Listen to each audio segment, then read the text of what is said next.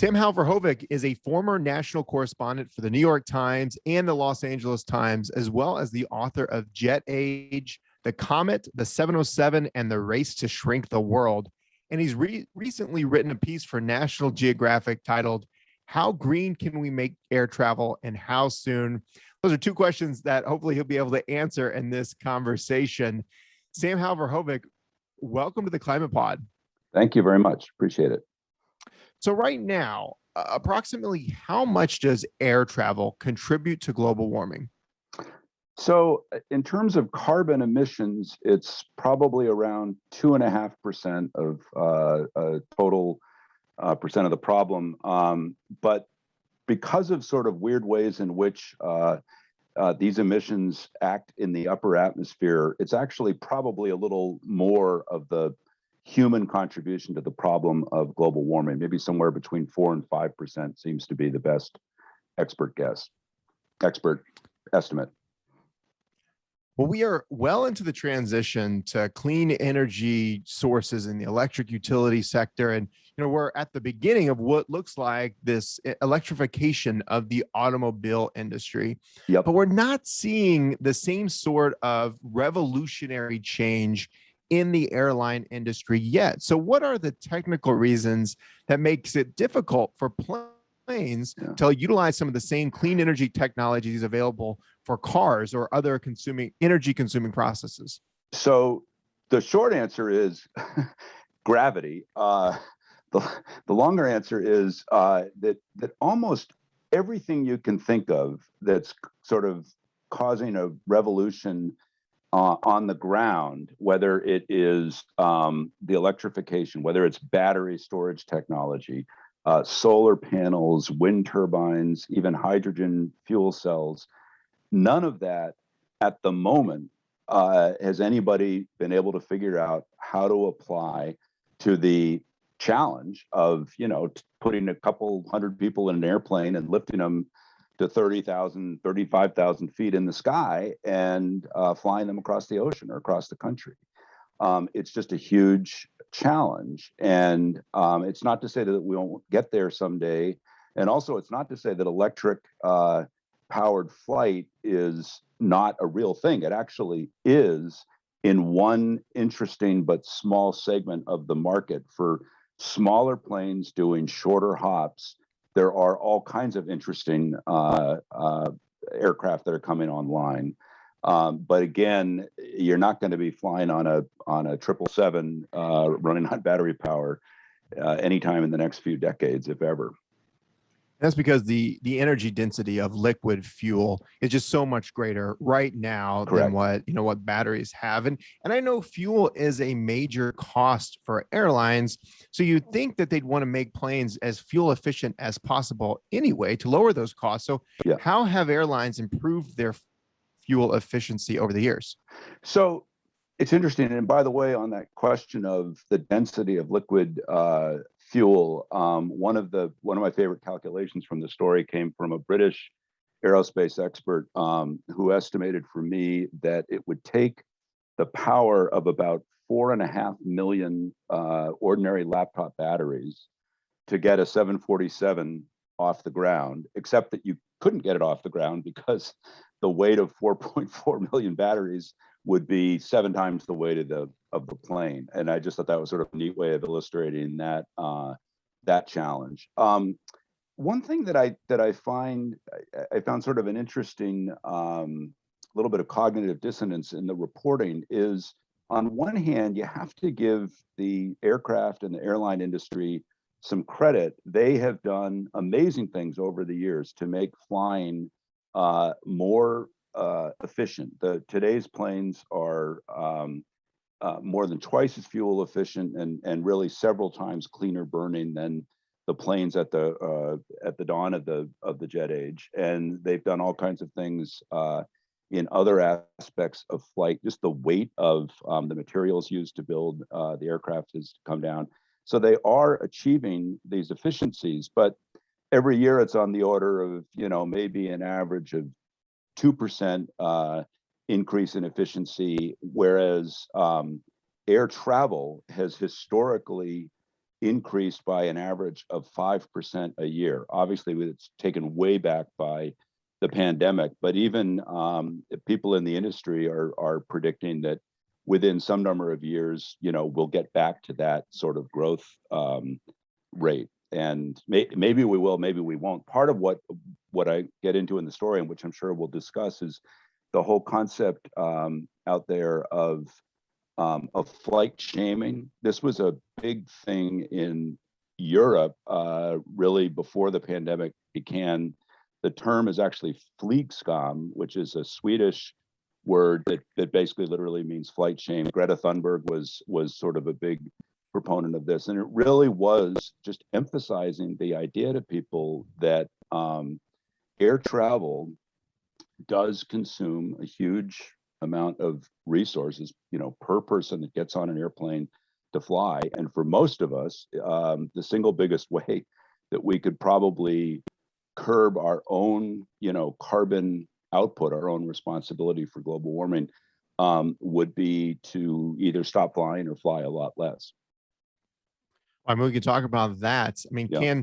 can transitioning away from short distance flights and replacing them with high-speed rail drastically reduce industry-wide emissions? So the short answer to that is no. It is interesting that, especially again in Europe, which I think is ahead of us on this question, they have moved to actually ban short flights. In France, the legislature is on the verge of giving final approval to a law that would basically say you can't fly anywhere within the country that you could otherwise travel on a train in less than 2.5 hours.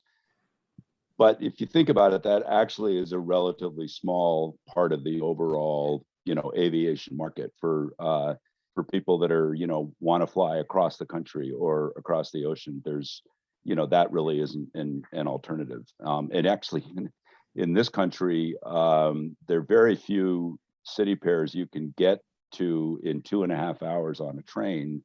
So the law in France probably wouldn't apply here. I mean, you couldn't find an example of a flight that you need to ban. That's given given the current status of train travel in this country. It's not to say if we didn't move toward high speed rail that would actually come into play, but we'll see. Obviously, we need to make those improvements on the ground and in the air as well, so that that people can travel and experience the joy of traveling, and do so while not emitting a lot of carbon into the atmosphere. So let's talk about let's walk through some of the options that airlines and airplane manufacturers have to lower emissions. So I want to first discuss sustainable aviation fuel. What is that? So this is the big push really in the industry right now. And it's interesting because it's effectively sort of an area where the industry is almost saying to governments and to the market, go ahead and regulate us, require that we have to use more and more sustainable aviation fuel, as long as there's sort of a so-called level playing field on this. I should back up for a moment and say that in terms of sort of radically different designs for aircraft or radically different kind of fuel source for an airplane like hydrogen, that is all being researched intensively. But even if tomorrow somebody figured out the exact right design for this, it still would probably be another 2 decades, given the pace of how regulating of new forms of flight works, all the design capabilities that you'd have to put into that. It still will be a long way off, which means that for most of us, we're going to be flying around on the airplanes that you see today on liquid fuel.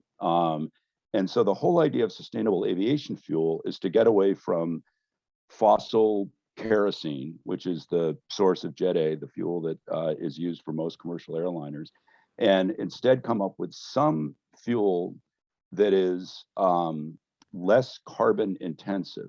And in other words, in the life cycle of creating this fuel, you'd find a fuel source that at least is either consuming carbon at the outset or somehow effectively sequestering it so that you're not, again, in the life cycle of fuel, you're not emitting as much carbon as you are with kerosene. The other challenge, though, with this is they're very careful about using the term sustainable aviation fuel as opposed to biofuel. Biofuel could be a sustainable aviation fuel, but the industry knows that if they were to simply do the easiest way to go ahead and make this fuel is to use crops, if you would do that and achieve carbon savings, but at the cost of eating up cropland that should otherwise go to feed people, they're just trading sort of one environmental black eye for another. So what they're looking at is all of these really sort of fascinating, even weird potential fuel sources, including stuff that's grown in seawater, algae, even industrial pollution has within it a lot of carbon, and you can use that and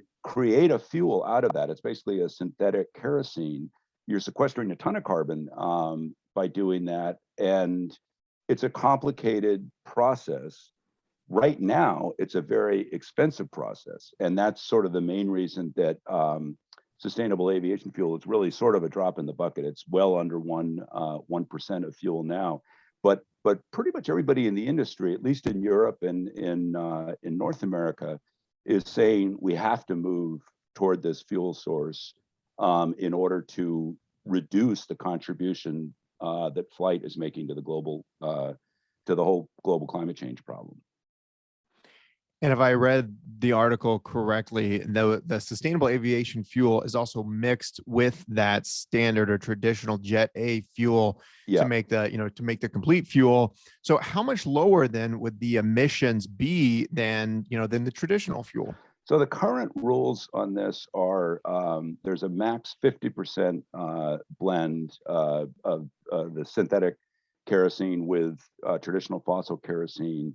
That's sort of a safety measure only because in current airliners, there are slight modifications that you need to make in order to allow the plane to run on 100% synthetic fuel. The new airliners that are coming online all are going to have that capability. And so the requirement of a 50-50 blend at some point will be dropped. Again, at the moment, you may fly on a particular flight that has a 50-50 blend, but overall, there's still less than 1% of the fuel that's used to fly people around is anything other than traditional fossil fuel, carbon-intensive kerosene. So what needs to be done to increase the use of sustainable aviation fuel? So it's a kind of interesting chicken or egg problem in which one of the reasons that we don't fly around on a lot of this is because it's so expensive.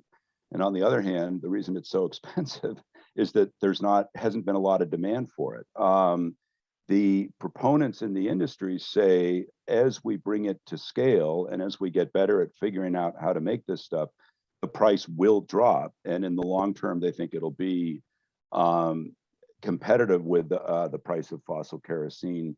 Although there's an interesting asterisk there, which is the better they get at making synthetic aviation fuel and the more it can compete price-wise with fossil kerosene, at some point, fossil kerosene is going to start dropping in price because the people that are trying to sell it have to get the product out to somebody in their view, and there's be sort of almost a race to the bottom price-wise. So that's going to be an interesting thing to play out. And I'd also say that one thing that's going on here with this whole push to sustainable fuel is if you take sort of an optimistic view of it, this really is something that the industry sees as the bridge to future technology that will be far more efficient. Someday, somebody will figure out how to achieve emission-free commercial airline flight across the ocean. Again, it's not in the near term, but somebody will. So optimistically, you can say this is the bridge that the industry is looking at to get us to that next generation of airplanes or future generation. But a more skeptical view of it would be that the industry feels that it needs to be seen as trying to solve a problem. Skeptics aren't necessarily convinced at all that sustainable aviation fuel is really going to come online to the degree that the industry is talking about, and that it sort of has these magical properties. It still emits carbon, it just emits less in the total life cycle of the fuel that you've created than fossil kerosene does. Sure. And one way to make sure that that more sustainable aviation fuel is used is to mandate that, the use Correct. of SAFs through regulations. You had mentioned that airlines are actually proponents of this kind of thing because it will increase demand and therefore, lower prices as more is created. So, what is being done to push regulators, whether it's here in the United States or in Europe or throughout the world, to mandate these sustainable aviation fuels? So as a sort of shorthand for this, I would say that again, Europe is the most adamant on this point, and the European Union is basically getting very close to future mandates on sustainable aviation fuel that will require an ever increasing amount of fuel for flights within the European Union to be on SAFs, which is the shorthand, the acronym for sustainable fuel. Now, again, flying within the European Union sort of begs the question of international travel. In international travel, the European regulators would love to be requiring SAF, but if their counterparts in the US or in China or in India aren't requiring it, then it becomes a sort of tricky question of whether you're just harming your own domestic industry. But I would say that the European legislators and regulators are the closest to moving in this direction. In the US, I'd say we're sort of next in line, but there's no, there certainly doesn't seem to be any urgency in Congress on this question. So I don't know how long it'll be before these kind of mandates will come into effect. I wish it was sooner rather than later, but I don't think it's going to be anytime soon.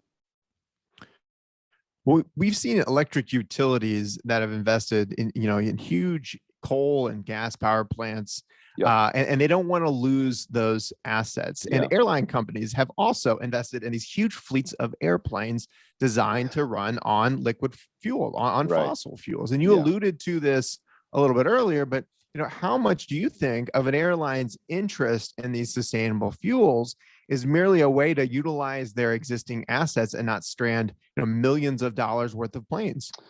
Well, I think that's a huge part of it. Whether it's wrong for them to view it that way, I suppose is debatable. The fact is, when an airline takes delivery of a brand new 777 right now, or an A350, they're basically expecting that machine will be operative for the next 2 or 3 decades, and that's historically been the pattern. And so those planes are currently, as we've discussed, designed to run on liquid fuel. You can't switch over an airliner like that and say, well, okay, we're now going to run it on hydrogen or on hydrogen fuel cells. That would involve a redesign of the airliner itself. And again, that's the reason why they push the whole idea of sustainable aviation fuel.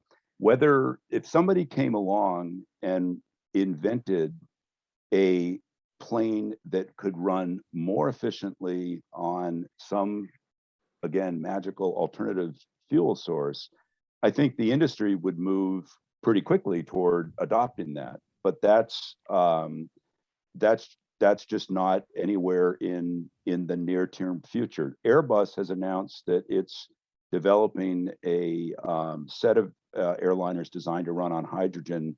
They are asserting that the first one, they want it to be flying by 2035, but even they say that'll be a smaller airliner if they're able to do it in that time frame, and that for the larger ones that travel across the ocean, it's probably 2050 or beyond before a plane like that would be flying. And by the way, hydrogen is there's huge challenges involved in making hydrogen into a clean source of energy. Right now, most of the hydrocarbons that are used are derived from fossil sources, so they're not necessarily more efficient. The idea of using so-called green hydrogen, which you get from literally splitting water molecules between the hydrogen and oxygen with electrolysis, that again will happen at some point down the line, but there are huge technical challenges to get to that point. It's sort of like, we all talk about fusion, cold water fusion is this, incredible energy source of the future. It's been the energy source of the future for the last, 75 years. I mean, and if it were easy to do, somebody would have done it already.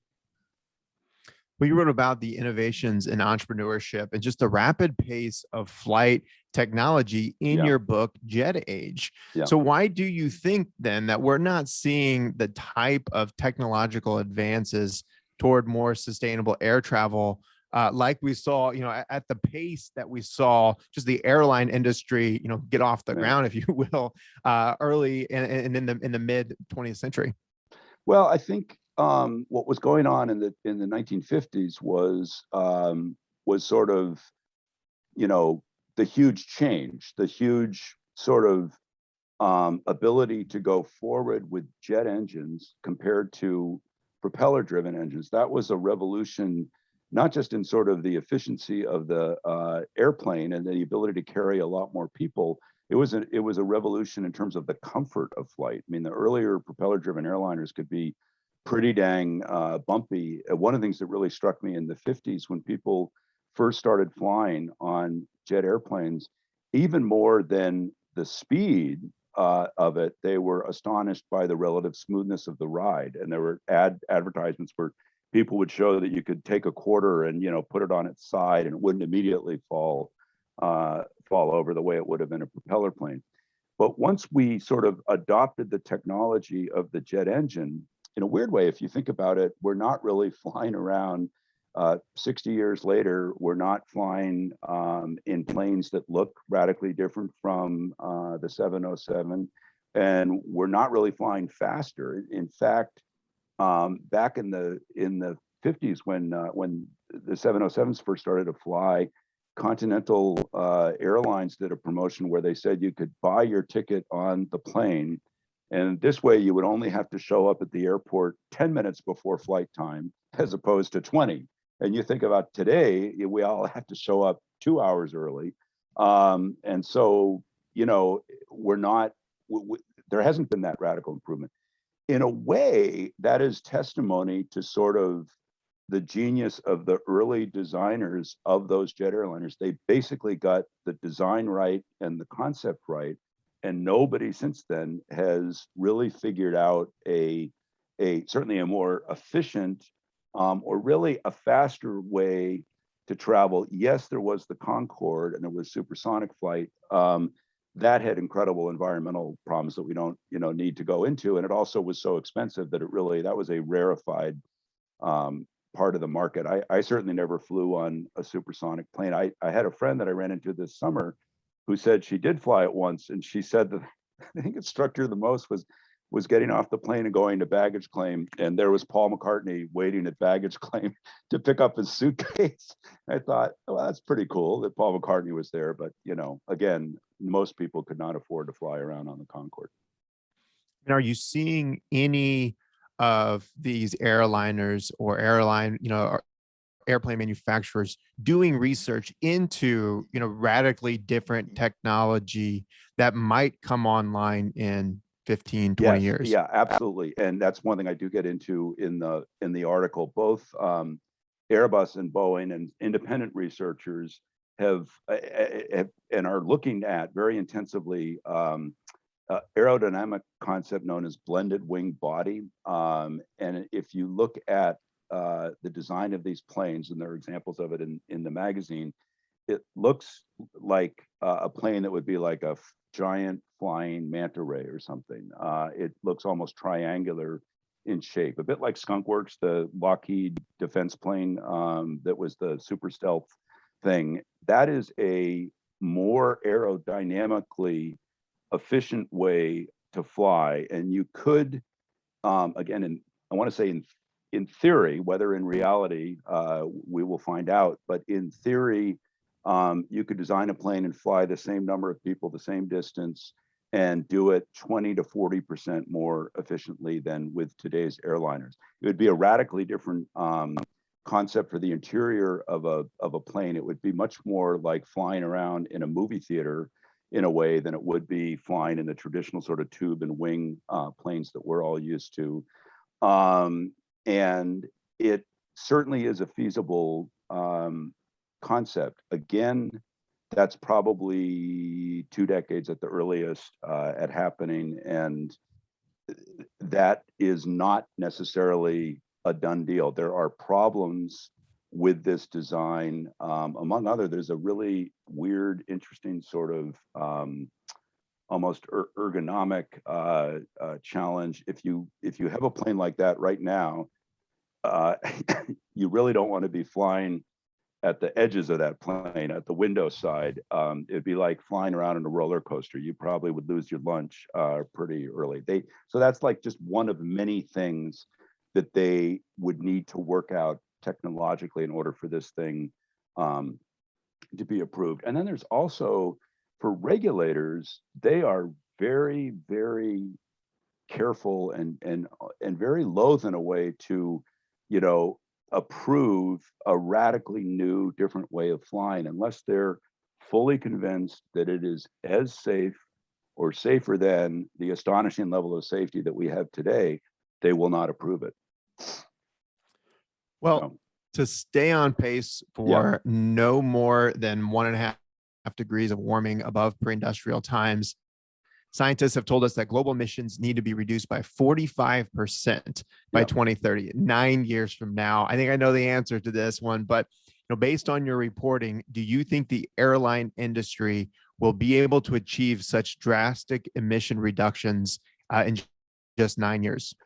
Short answer is no way. Even with sustainable aviation fuel, they wouldn't get to that point.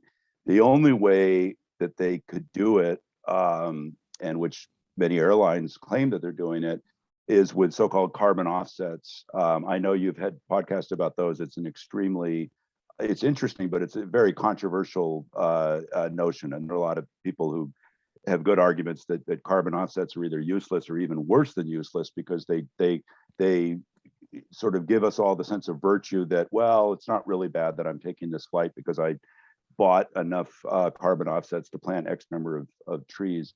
That's really the only way that they could do it. I think that the industry has to make some sort of case for itself that what we do is extremely important to the world economy. What we do has all sorts of benefits. What we do to get more energy efficient is orders of magnitude more complicated than doing it on the ground. Therefore, you have to cut us some degree of slack. We can't do 45% on our own, but if we can achieve 45% or better in these other areas, then that would give us a little sort of bit of a cushion to be a bigger emitter. Whether people will agree with that argument or all that, I think really remains to be seen. And I do think to be, fair to some of the critics of what the airlines and what the aviation industry is trying to do, I think that if you really look at your own personal carbon footprint, your own contribution to the problem, you can recycle every last thing that's in your house. You can drive, 4 people around in a Prius to work every day, and then stepping on one flight to, Paris basically blows all the savings that you've made in this other area. It's a fact, and it's something that every human being who flies should be wrestling with. For sure, for sure. And I learned so much about the problems and the potential solutions facing the airline industry as it tries to do its part to decarbonize from your article and National Geographic. We'll definitely link to that article in our show notes. Where else online can our audience follow your work? So I have a website, samhoweverhovek.com, or also jethbook.com, and that's got examples of some of the other articles that I've written, and hopefully I'll be doing more. Well, Sam Howe Verhovek, thank you again for joining the Climate Pod. Great. Thank you very much. Enjoyed it.